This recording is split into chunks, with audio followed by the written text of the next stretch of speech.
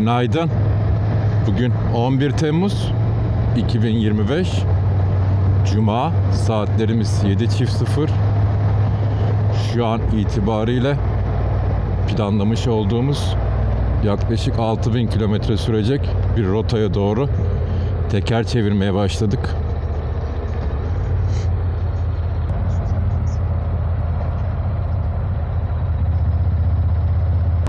İstanbul Tuzla'dan Kadıköy ofise doğru yola çıktım. Sabah biraz erken vakitle bu yolculuğu yapmak istedim. Çünkü motorda yan çantalar takılı ve malum sabah İstanbul trafiği. Bu şekilde arka çantalarla her alana girip çıkış yapamıyorum maalesef. Biraz motor genişliyor. Kadıköy'de bu yolculukta bana eşlik edecek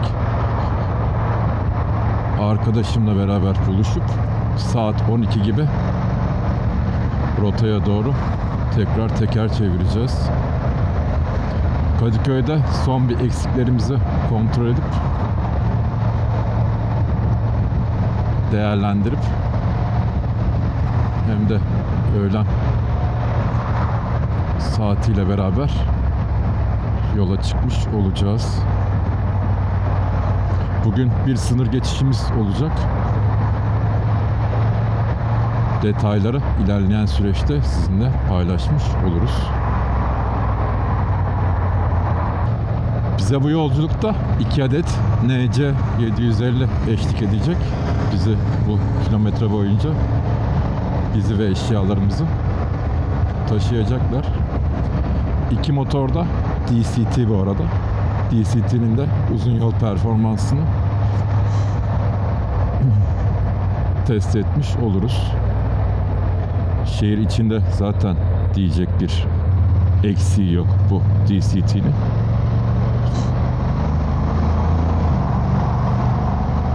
Uzun yolda da bize neler sağlayacak artılarıyla eksileriyle beraber ilerleyen süreçte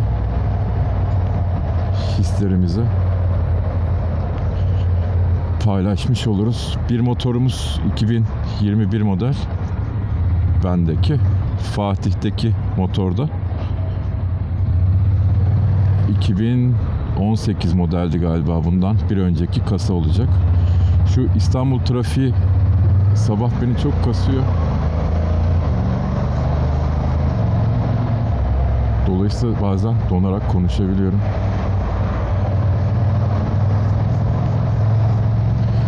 Yani araba trafiği tamam bir yandan da maalesef artık ulaşılabilir olmasının sebebiyle, daha rahat ulaşılabilir olmasının sebebiyle ciddi bir motor trafiği var. Şuna bir yol vereyim. Beni çok rahatsız etti arkadan.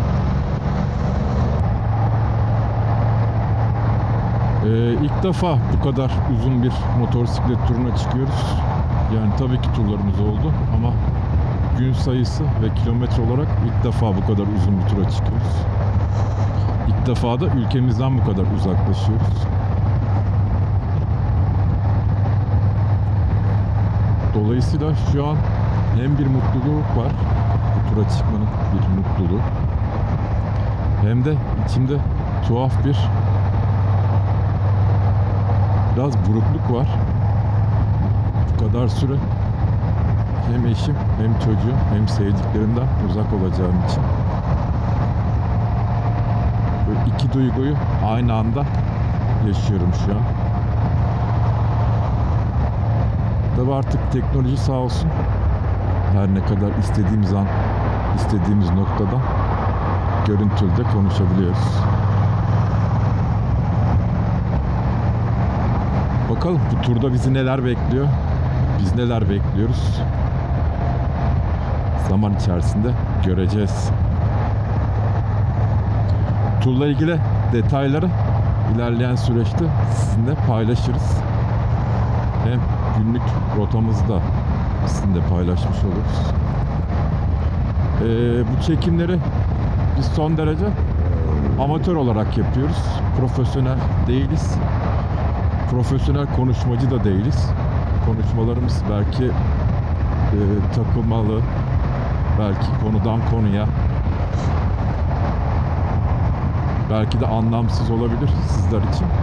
Sadece kendimize ya da ileride işte torun torbaya hatıra olarak kalsın diye oluşturduğumuz videolar.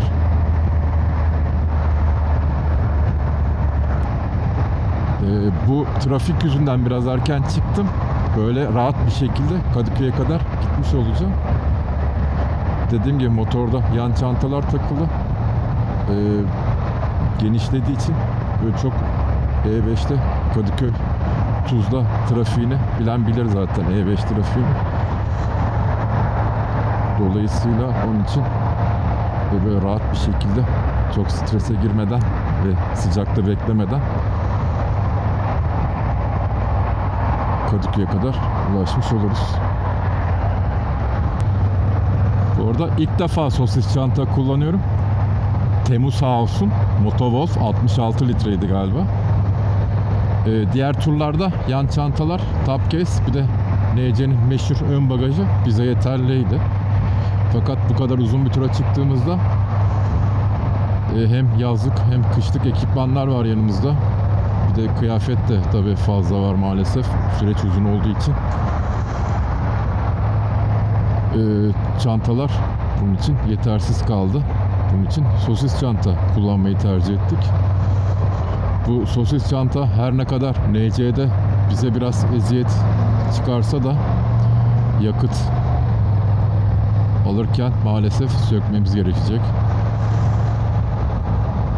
Bu konuları ilerleyen süreçte tartışırız ve konuşuruz, sizden bahsederiz. NC ne kadar götürüyor bizi, ne kadar sıklıkla yakıt alıyoruz gibi konuları değerlendirmiş oluruz. Fakat sosis çanta çok rahatmış. Yani şu an sırtımı buna yaşlıyorum. Paşa koltuğu gibi gidiyorum. NC'nin sele rahatlığı ya kişiden kişiye çok değişken bir konu herhalde bu. Benim için herhangi bir sıkıntı yaratmıyor. Ben üstünde çok rahat 2 saate yakın oturabiliyorum. Bununla ilgili herhangi bir sıkıntım yok. Ama başka bir tanıdığım 45 dakika hattı daha fazla geçiremiyor. Dediğim gibi bu kişiden kişiye çok değişken bir konu. Onun için bu konuya girmeyeceğim. Ben şu an rahat mıyım? Çok rahatım.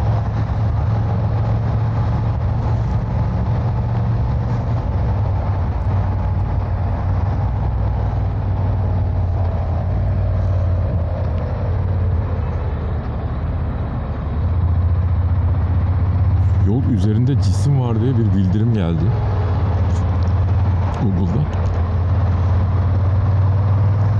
Ama ben böyle bir şey görmedim. Bakalım neredeymiş? Buralarda bir yerde olduğunu söylüyor. Bir cisim yok yol üstünde gördüğüm.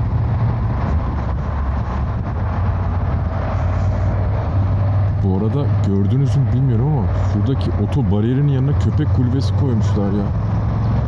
Yani hayvanlara tamam bakalım, hepimiz bakalım, hepimiz seviyoruz ama oto bariyerin yanında köpek kulübesinin ne işi var arkadaş? Yani hayvana acımıyor musun sen? Burada ezilir bu hayvan. E5 burası.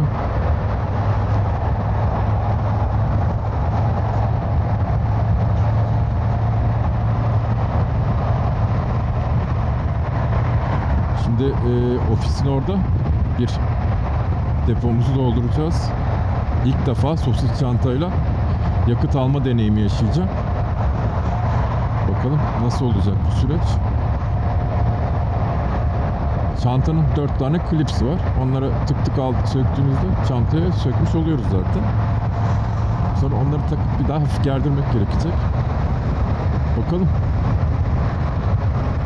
Evet, Kadıköy ofisimize geldik. Bir yakıt alıp ofisimize çıkarız. Evet, benzinciye de geldik. İlk deneyimimizi yaşayalım bakalım.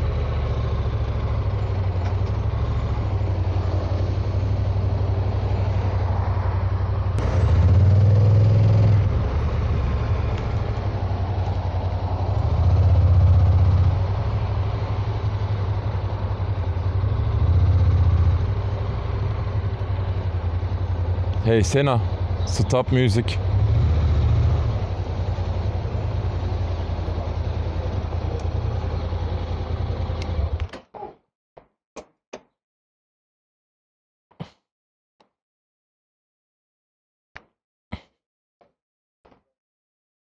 Hoş geldin. Merhabalar. Şunu bir sökeyim, bir dakika beklersen beni. Bunun deposu arkada çünkü de. Ne kadar olacak? Dolduracağız.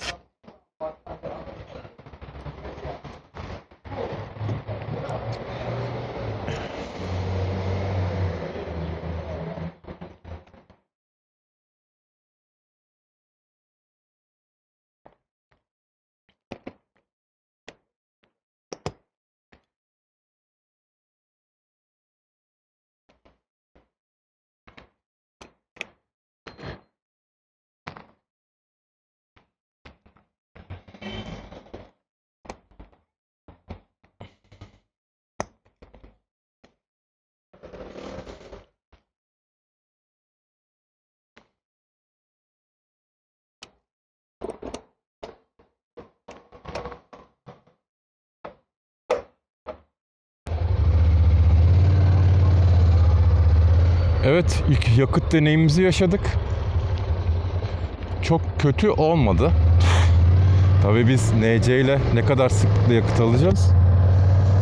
Bu sayı oldukça fazla olduğu için belki ilerleyen süreçte illaki can sıkacaktır. Ondan da bahsederiz. Şimdilik Kadıköy ofisimize geldik. Burada kapatalım. Artık ilerleyen süreçte sizinle tekrar görüşmüş oluruz.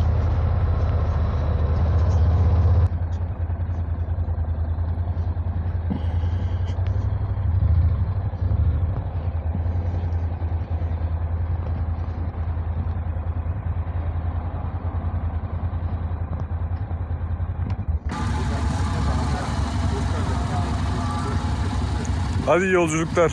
Kazasız belasız. Dikkatli olun. Seviyoruz sizi. Hadi bakalım.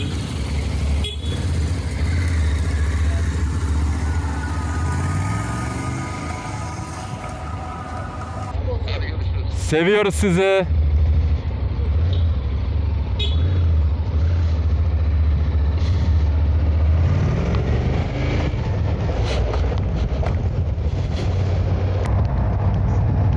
Evet, Kadıköy'den start verdik.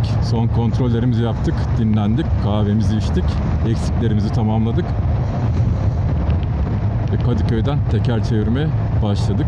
Önde Fatih Şekeroğlu, arkada ben. Bu yolculuğu bu şekilde tamamlamayı planlıyoruz. Bugünkü sürüşümüz 350 kilometre olacak yaklaşık. İlk konaklamamız Bulgaristan, Burgaz olacak. Dereköy sınır kapısından geçişimizi planladık.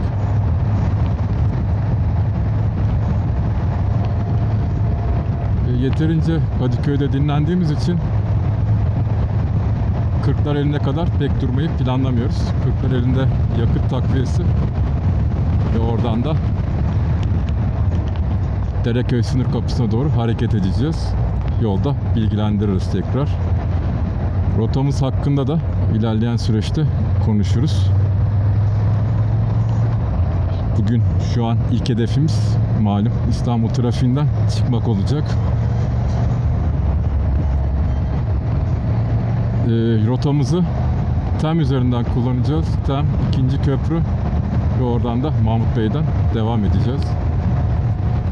Peki, ilerleyen süreçte tekrar görüşürüz.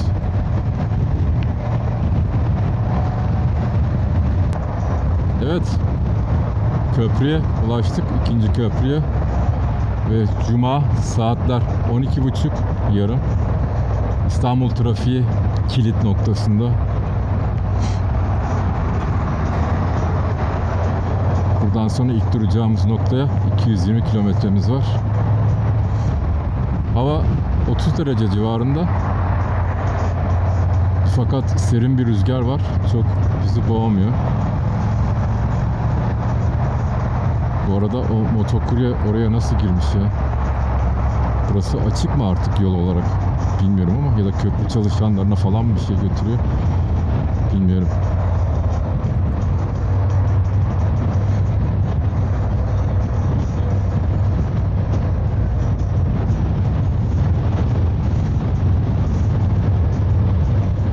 Buradayım burada.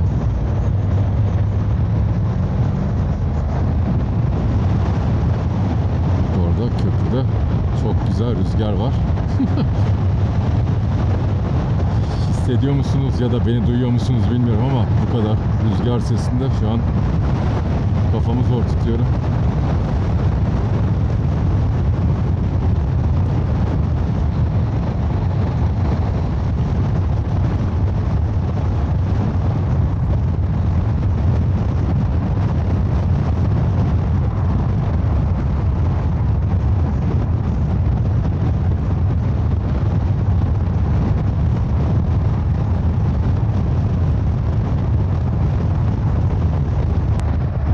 Evet, Kadıköy'den çıktığımızdan beri 90 kilometre yol geldik.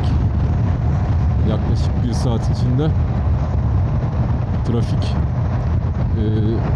Avcılar Sapağı'ndan sonra Tem'den bayağı rahatladı. Ama gene de bu saate göre yoğun bir trafik var. Rüzgar çok fazla. Ciddi bir rüzgara karşı sürüyoruz. Size sesim ne kadar geliyor bilmiyorum. Umarım duyuyorsunuzdur beni. Yani rahatsız edecek seviyede bir rüzgar var. Ben kaskın içinde kulağımda tıkaç olmasına rağmen rüzgardan şu an rahatsız oluyorum. Ki ön camda böyle bir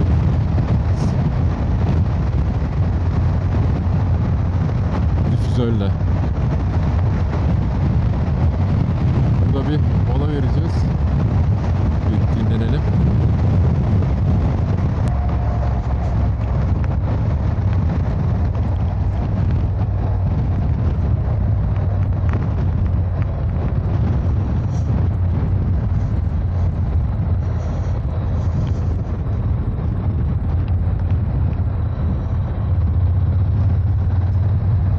İlk mola yerimize geldik.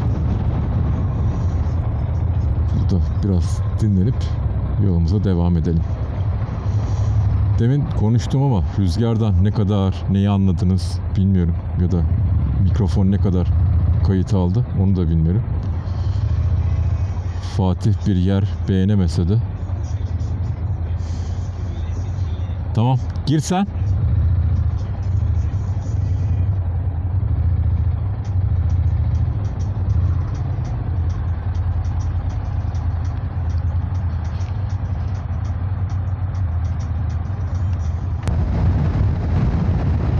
Benzinciden çıktık. Biraz dinlendik. Biraz sıvı takviyesi. Biraz kahve. İkinci hedefimiz olan Kırklareli'ne doğru 140 kilometremiz kaldı yaklaşık. Çok rüzgar var. Odaklanamıyorum size onun için, motoru tutmak için. Malum arkada yan çantalar olunca da biraz rüzgardan etkilenmeye başlıyor artık.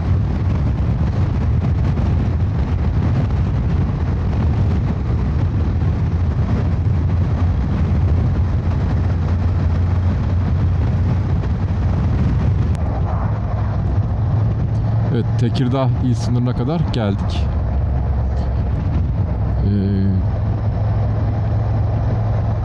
Kırklareli'ne yaklaşık 110 kilometre kaldı. Yolda yol çalışması var. Bayağıdır bu şekilde gidiyoruz. Gene de tahminimizden iyi akıyor. Fena değil yani. Onun dışında yol bayağı yoğun. Cuma ve öğlen saati olmasına rağmen yoğun.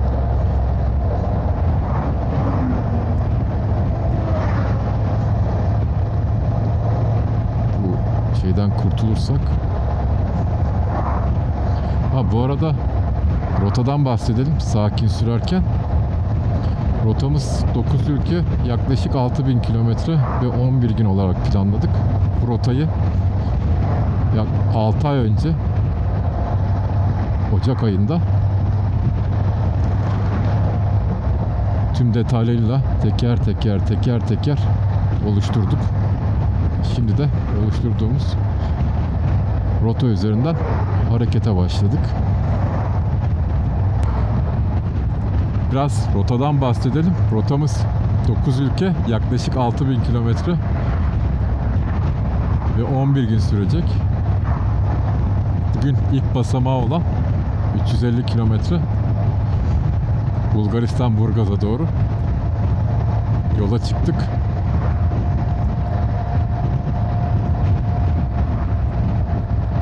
Rotamızda Bulgaristan Burgaz, Romanya Bükreş, Romanya Kuadrat, Polonya Krakow, Polonya Varşova, Almanya Berlin,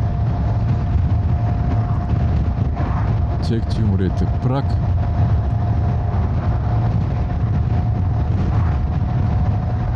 Budapeşte Macaristan,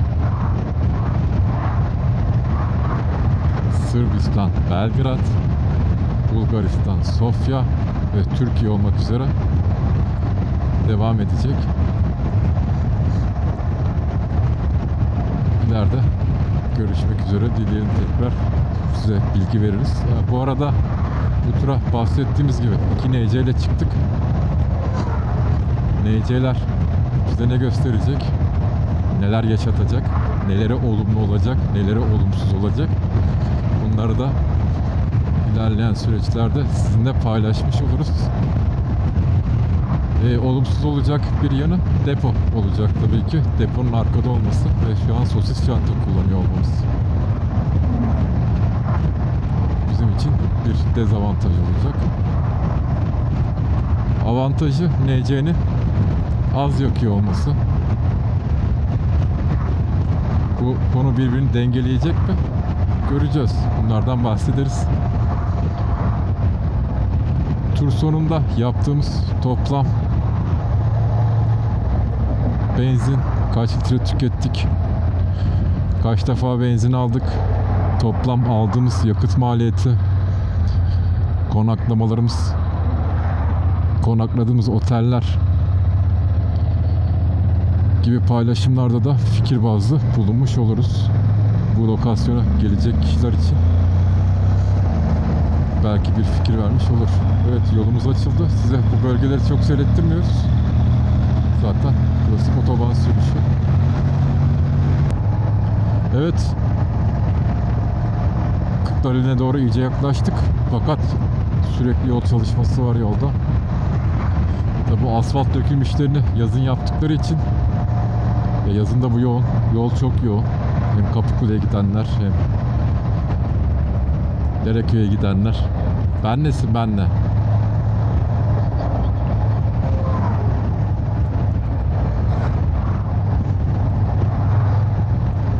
Duydun mu beni? Geliyor mu sesim? Tamam. Evet, Kırklareli'ne yaklaştık. Son 26 kilometre Kırklareli için. Sanırsam Dereköy'de 69 kilometre kaldı. Fakat korkunç bir rüzgarda sürüyoruz. Bu şekilde yolumuz daha devam ediyor. Havada 35-36 derecelerde, maalesef buraya doğru ciddi ısındı. O Dereköy'den sonra ormanlık alana girince hava soğuyacaktır diye tahmin ediyoruz.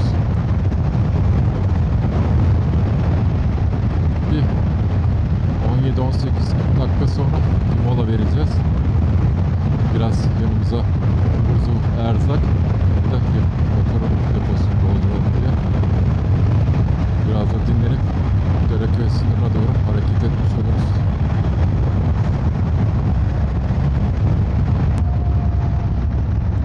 Kırklareli'ne giriş yaptık. Bir motorları doyuralım. Biz de bir sıvı takviyesi yapalım. Biraz dinlenelim. Buradan sonra çok fazla bir yolumuz yok hedefimiz için. Dinlendikten sonra tekrar kamerayı açarız.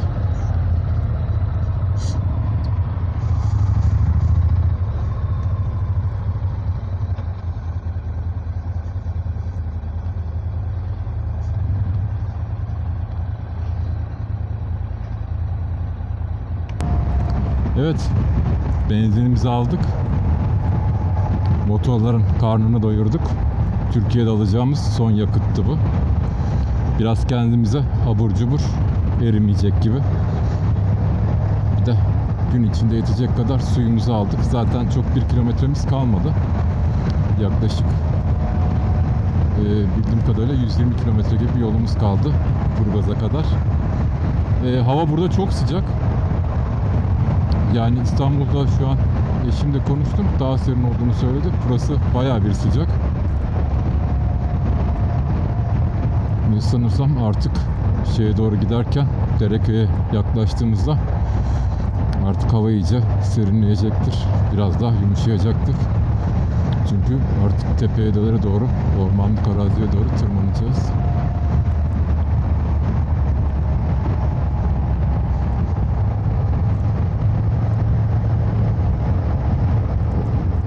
Kadıköy'den buraya kadar otoban sürüşüydü. Onun için çok fazla bir şey paylaşmadık sizinle. Bu şekilde durmayı sevmiyorum ama iki motorun stopunu herhalde görürler artık.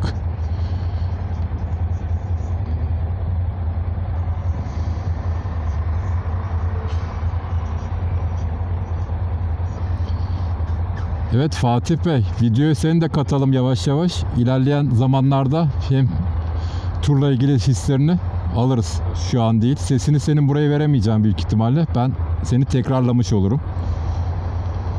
Ya da indikten sonra bir kritik yaparız.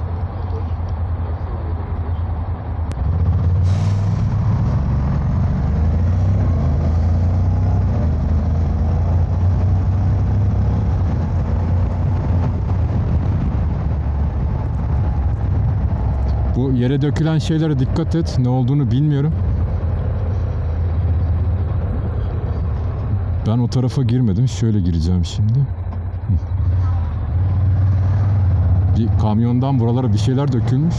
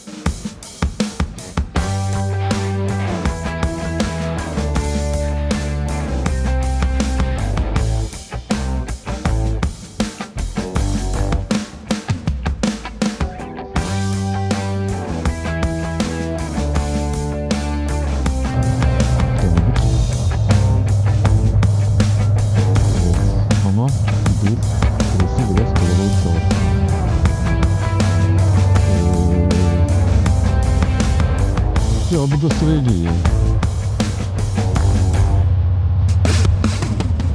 Yalnız bildiğin kadarıyla bundan sonra bir tane daha var. Şu bariyeri bir kontrol etsene bakayım. Şöyle yapalım. İkimiz de ileri gidelim. Çok salma, çok salma. Hem orada bir fotoğraf çekilelim. Yürü, gazla. Daha bu öne geçeceğiz biz zaten. Burada çok sıra var.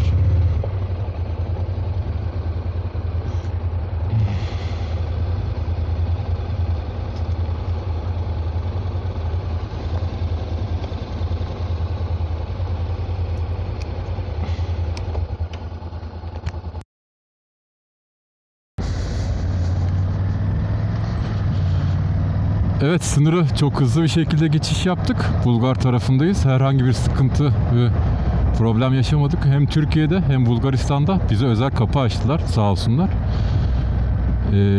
Çok faydalı oldu çünkü kalabalıktı. Dereköy'de biliyorsunuz biraz meyilli. Tam bir yamaçta, tepede kurulu. Dolayısıyla orada motorla hareket etmek biraz sıkıntılı oluyor. Zaten yüklüler. Şimdi şeye kadar, Kırıkkale'ye kadar otoban geldik. Biraz eğlenceli, virajlı yollarda. Biraz tadını çıkaralım. Hem hava da biraz serinledi. Burgaz'a da yaklaşık 80 kilometremiz kaldı zaten. Çok bir şeyimiz kalmadı. Orada tekrar görüşürüz. Bu yollarda biraz sürüş yapalım.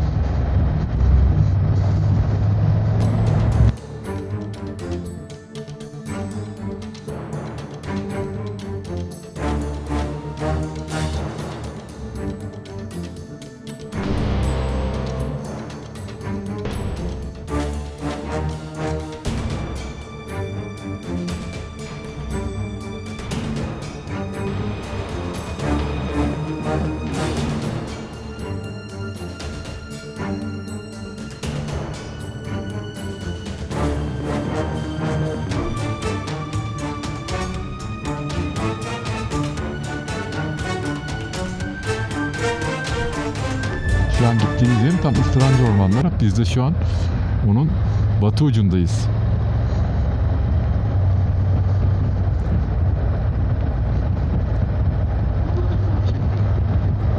Bu evet. Yalnız aldığımız internet paketi burada bile çekiyorsa çok iyi.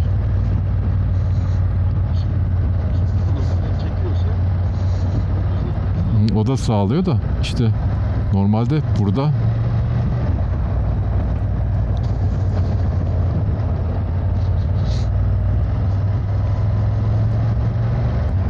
Burgaz'a son 43 kilometremiz kaldı. Yol çok keyifli. Dereköy'den itibaren. Ormanlık arazi içinde sürüyoruz. Hem serin hem de keyifli bir yol. Bol virajlı. Yolun asfalt kalitesi ne çok iyi ne çok kötü. Kışın çok fazla kar tuttuğu için ve soğuk bir coğrafya olduğu için yolun hem sağında hem solunda ciddi tuz birikimi var. Dolayısıyla yolun hem sağına hem soluna çok yanaşmadan teker izlerinde hareket etmek doğru olur bu yolda.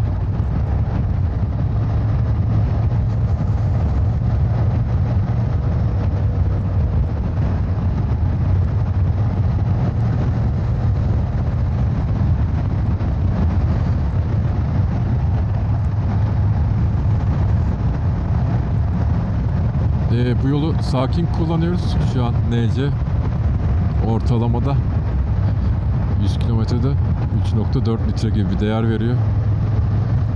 Bu da güzel bir NC verisi. Bu kadar yüklü ve bu kadar tırmanmalı, inmeli olan bir yerde.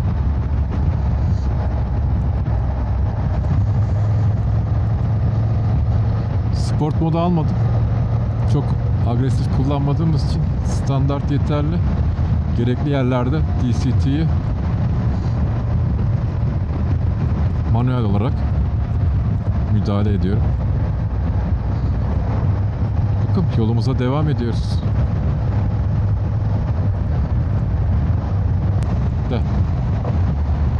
Biz bu otobüsler nasıl girip döneceğiz? Kırmızı yandı bu arada. Duracan abi. Yanına geliyorum. Neyse otobüs amca da durdu arkamızda.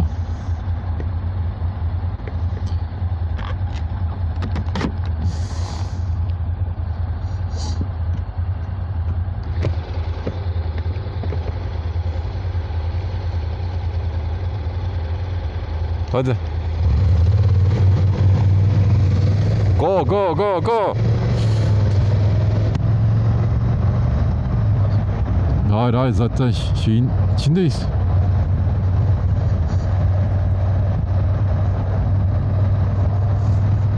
Buradaki hız sınırı zaten 50-40 falan diyor bak.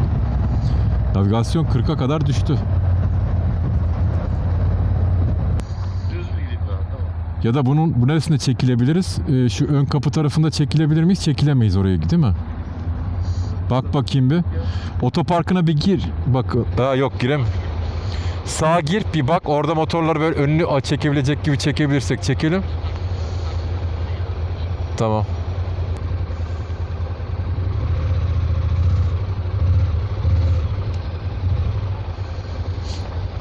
Ohoho.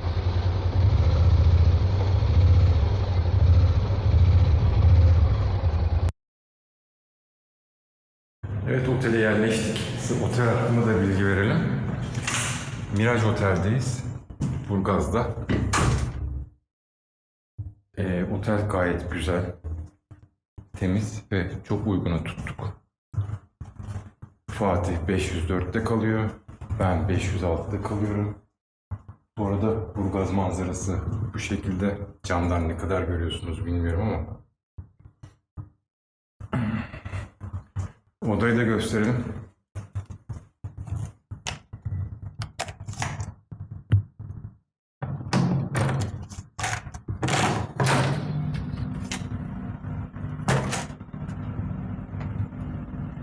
Evet, odamız bu şekilde.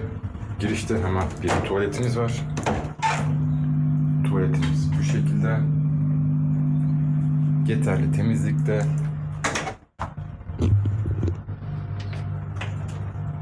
İçeride 2 kişilik bir yatak. Maalesef eşyalarımız biraz fazla. Oda manzaramız bu şekilde. Oda gerçekten temiz, otel gerçekten düzgün.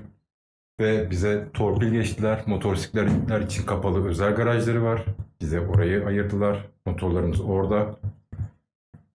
Ve biz bu odayı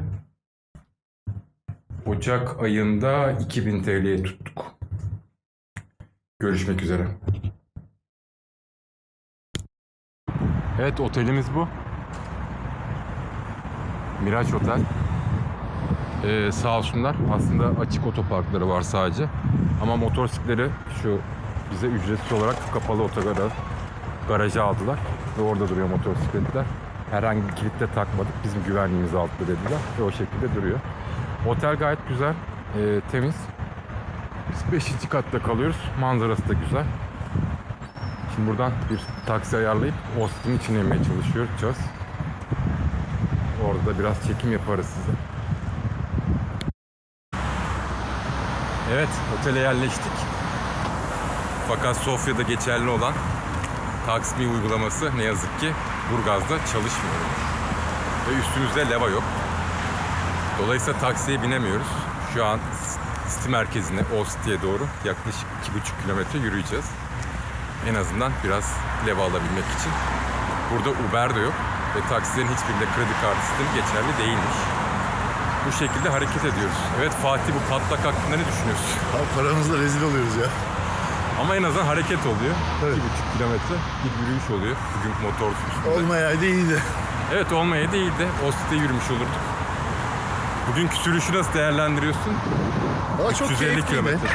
Keyifliydi. Benim en çok korktuğum nokta sınırdı ama orada da hem Türk tarafındaki polislerimiz sağ olsun çok yardımcı oldular. Direkt bizi aldılar. En önemlisi de Bulgar tarafında bekleyeceğimizi zannederken genç bir Yağız delikanlı gelin siz buraya dedi. Bize özel kapı açtı. Evet. Fatih'le göz göre kesişerek bizi özel bir kapıdan hiç beklemeden direkt aldılar. Gümrük aramamız da hiç olmadı. Peki bakalım, biz Old City'ye doğru biraz yürüyelim, 2,5 kilometre. Biz hala yürüyoruz. Yaklaşık 2,5 kilometre oldu. Hedefimizde bir restoran var. Oraya doğru gidiyoruz. Bakalım.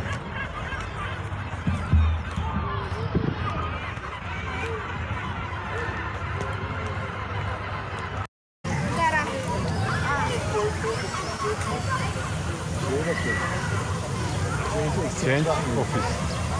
Bence pek ihtiyacımız kalmayacak gibi ya. Abi dönüşü olamamış. Artık euro ile bir şekilde çözeceğiz o işi.